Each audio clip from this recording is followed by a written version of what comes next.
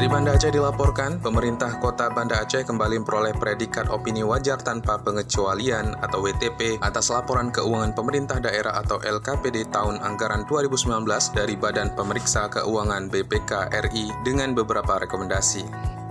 Opini WTP yang ke-12 kali diraih Pemko Banda Aceh secara berturut-turut itu diserahkan langsung oleh Kepala BPK RI Perwakilan Provinsi Aceh Arif Agus kepada Wali Kota Banda Aceh Aminullah Usman dan Ketua DPRK Faridnya Umar di BPK RI Aceh pada Selasa 16 Juni 2020. Pada kesempatan itu, Ketua DPRK Banda Aceh Faridnya Umar menyampaikan apresiasi atas prestasi yang diperoleh pemerintah Kota Banda Aceh. Di samping itu, ia juga meminta agar pemerintah segera menindaklanjuti rekomendasi dari BPK RI.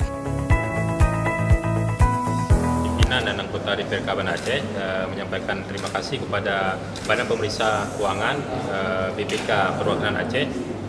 Alhamdulillah pada hari ini kita telah mengikuti proses penyerahan laporan keuangan pemerintah Kota Banda Aceh tahun anggaran 2019. Alhamdulillah mendapatkan opini WTP wajar tanpa pengecualian. Karena itu, sekali lagi kami menyampaikan ucapan apresiasi selamat kepada jajaran pemerintah Kota Banda Aceh, kepada Haji Aminullah Usman serta Pak Zainal Arifin yang telah bekerja keras.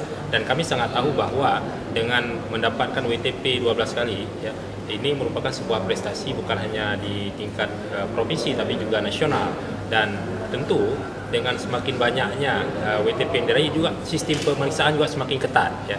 Karena itu, karena kerja keras Pak Wali Kota dan jajaran sehingga kita bisa kembali mempertahankan. Karena memang mempertahankan itu lebih sulit daripada meraih. Karenanya kami tentu akan bersama pemerintah Kota Banda Aceh, insya Allah setelah ini akan segera menggelar rapat musyawarah. Tentunya setelah pemerintah Kota Banda Aceh menyerahkan laporan dokumen secara resmi pada kita untuk bisa segera kita buat paripurna dan nantinya ditindaklanjuti oleh komisi-komisi terkait sehingga kita harapannya pada bulan Juni dan Juli nanti bisa menuntaskan proses pembahasan laporan keuangan pemerintah kota sesuai dengan LHP BPK RI. Dan juga nantinya kita meminta kepada pemerintah Kota Banda Aceh agar bisa segera menindaklanjuti rekomendasi-rekomendasi yang diberikan oleh BPK RI sehingga nanti ke depan kita harapkan catatan-catatan itu semakin berkurang dan insya Allah.